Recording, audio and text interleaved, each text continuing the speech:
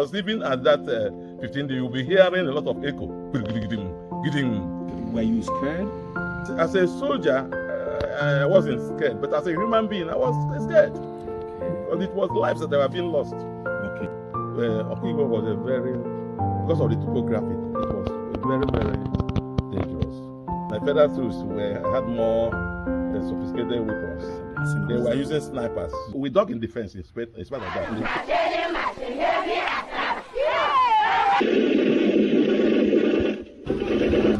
Hello, I am Amalins the JJ Asi. I am reporting for Sabata Reviews. This very program is about the Civil War. Now, we have a former Biafran seasoned military officer who has agreed to talk to us about the Civil War. Ladies and gentlemen, please welcome Obiemeka Joseph Azi. Sir, you're welcome to the program. Good morning. Thank you, sir. We have some series of questions to ask, but can we step outside to do the rest of the interview? Yeah, with your pleasure. Okay. Yes, I'm Alin JJ as for Sabata Reviews.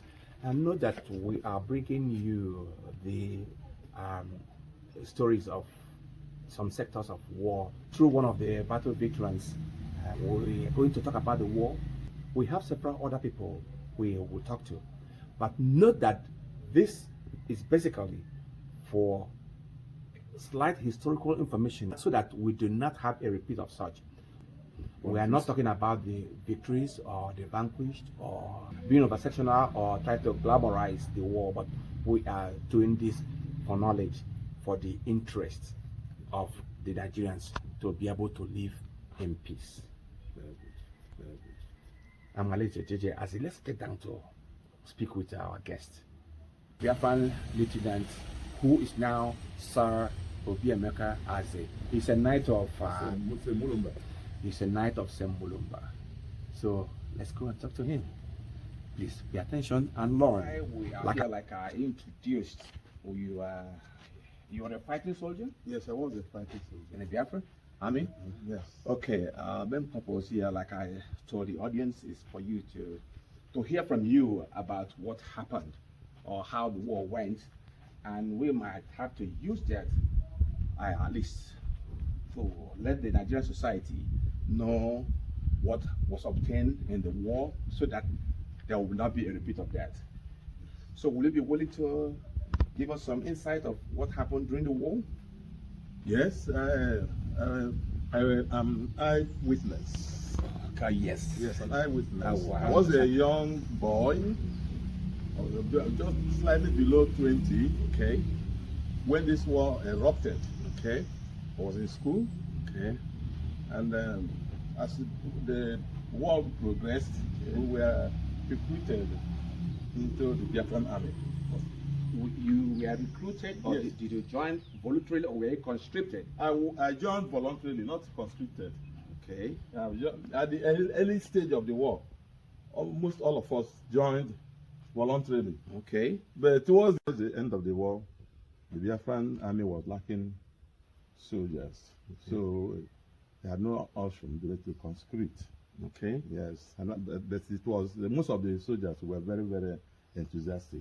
Oh, enthusiasm was it? So you Yes. went into the Biafran army because you were enthusiastic. I was enthusiastic. Okay. You need to tell us more. Can we take a seat so that we finish the rest? That would be interesting. Great.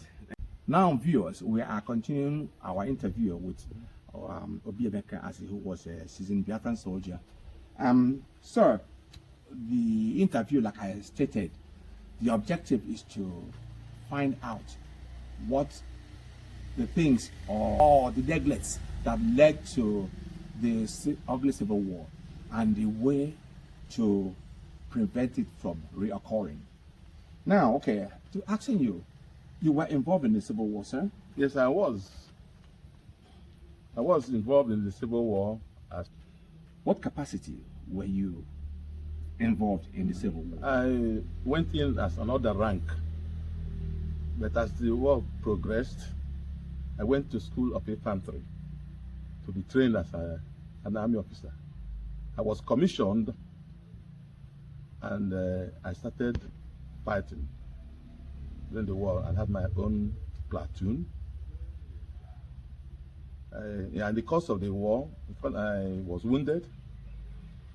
And Okay, sir, before we go into that, let's go to the periphery and ask her, which year was it that you joined the Biafran Army?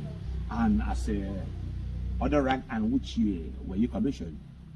I joined immediately the war started. That was in 1967. And towards the end part of 1967, I had already become a platoon sergeant. Then I now enrolled into the Army Officers Corps, having had about six months training as a officer cadet. You said you joined The Biafran Army as another rank? As another rank. And then later you joined into the Army Officers Corps. After I had my training in the School of Infantry, BSc or School of Infantry. Okay.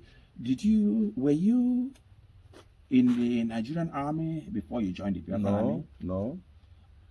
Just like I said earlier, I was a student, final year student.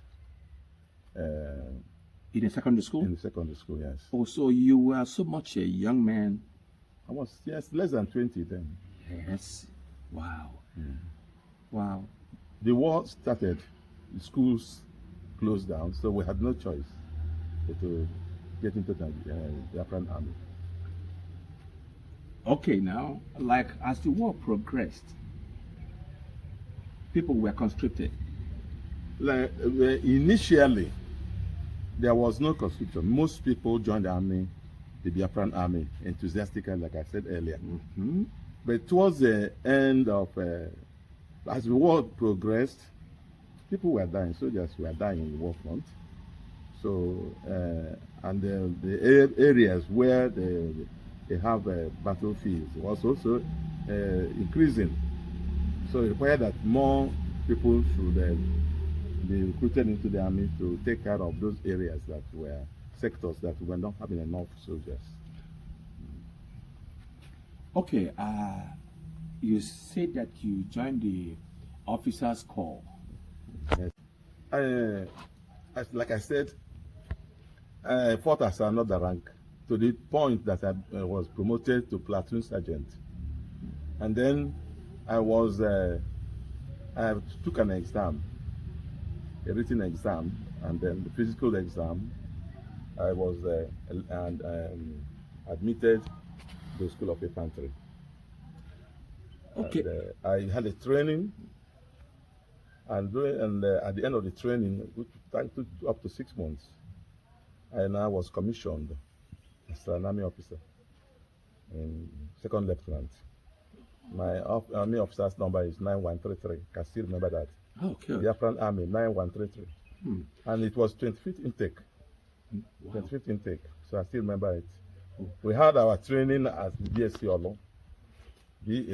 That's when we had our training.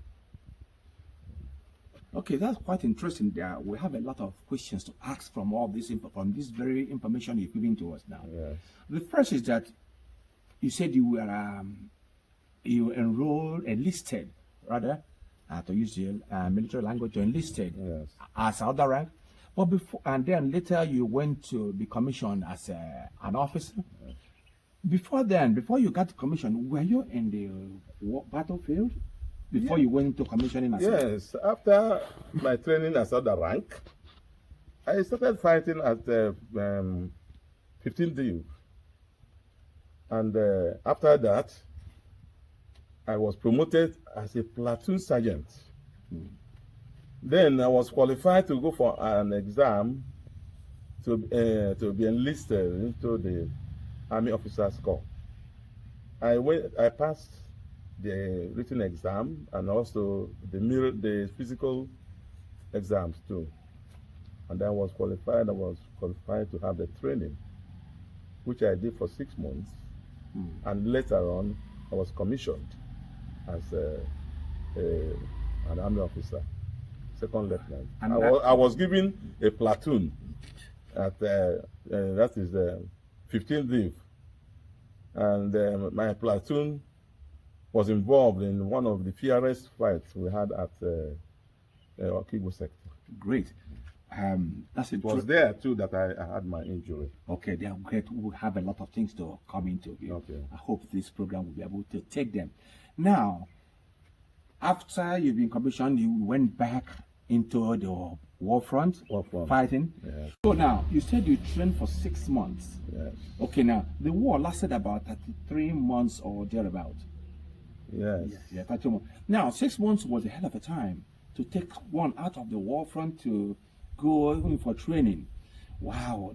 But did Biafra have a school of Infantry. A school of infantry? Yes. You see, there was something that happened while the war was going on. The army officers, the officer cadets were not being properly trained.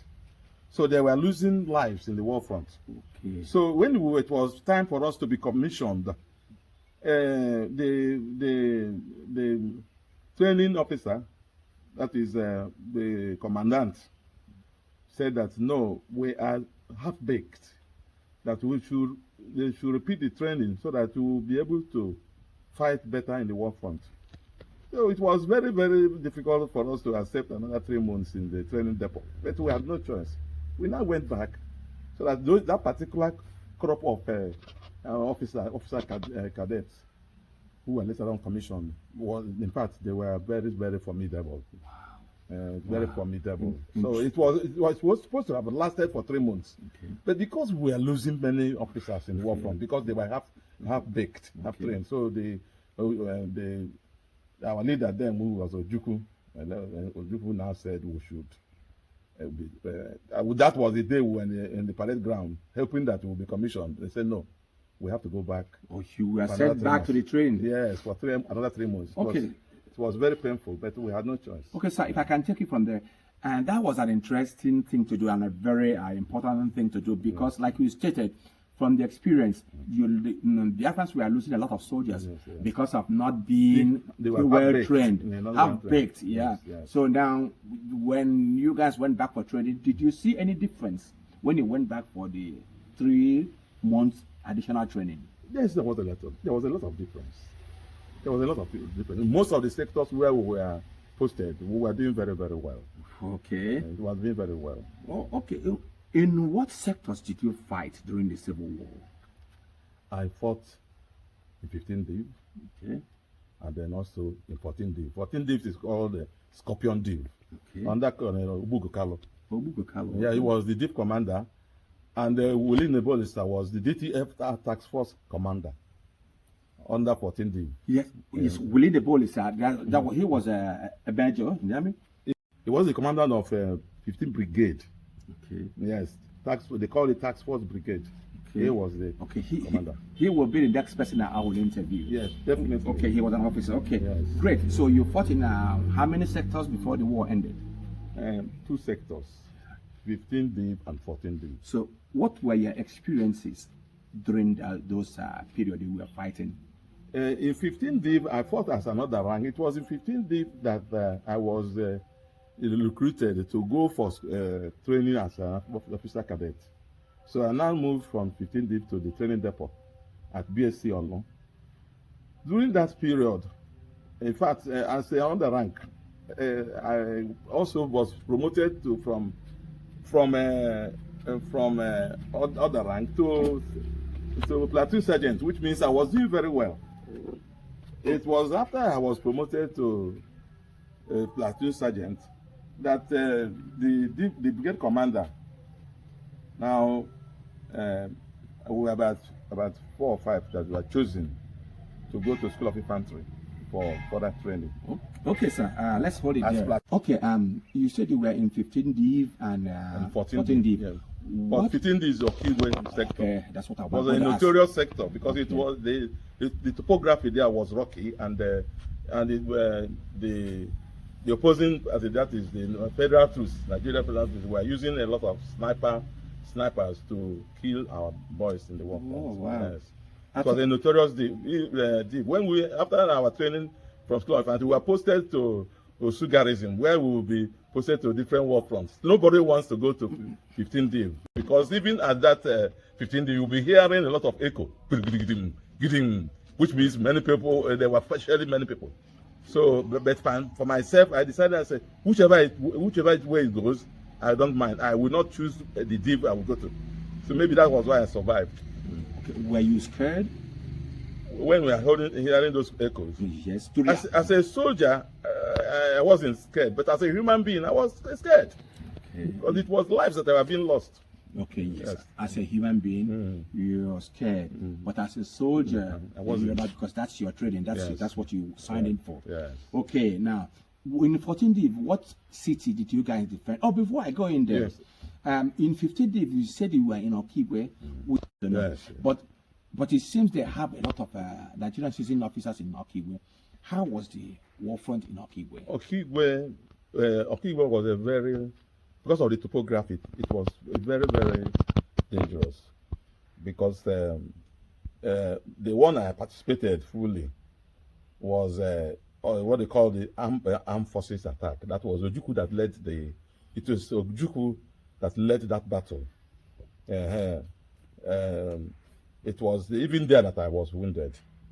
You know, the part of Okigwe now, we were fighting to reclaim Okigwe sector. Okay. So, unfortunately, because of the federal troops had more sophisticated weapons, they were using snipers. So then when we were climbing the hill, they were picking us just like picking fowls. Yes. Okay. Was it? So, but we dug in defense in spite of that. So they couldn't advance. We dug in defense. Okay, good. Good. And that's a military term. Yes. You know, so you say that's why they sang that song. Chetakwa no Kigwe sector, na la Biafra. Enyo. Okay, good. Yes. And now, when you said you had a bullet wound? I had a bullet wound on my right hand. Can we see that? Yes, that's this one. So it was almost amputated. Oh, wow. Almost. Did it come out? Did the bullet come out? Yes. It went in here? And came out. Come to somewhere else? No, it's not even the bullet. It was shrapnel. They call it shrapnel. The shrapnel. Yes, shrapnel, yes. That was the shrapnel from a shell? Yes. Okay. Yes. Okay. And I was a platoon commander. I was a platoon commander in that particular axis where Ojukwu led the battle. Okay. Yeah, so Ojukwu led the battle? He led the battle. It was usually called armed forces attack. You hear armed forces attack, it's the Ojukwu that will lead the battle. He will win the war front? He was physically present in the war front. Physically present. He was leading the battle because that Okigwe sector has been a very horrible sector. We have about 3 major sectors that were horrible. Okigwe, then 11 Div, which is 11 Div, what do you call it? Newina, 11 Div. You have Colonel Amadi. Okay. You have Colonel Amadi. What sector did Colonel Achizie fight? Achizie started his battle at Onitsha sector. Okay. You said you had a lot of shells and people dying by your side during the war. Yes. Now that was 15 Div in Okigwe sector. Or 14 Div, which city did you defend?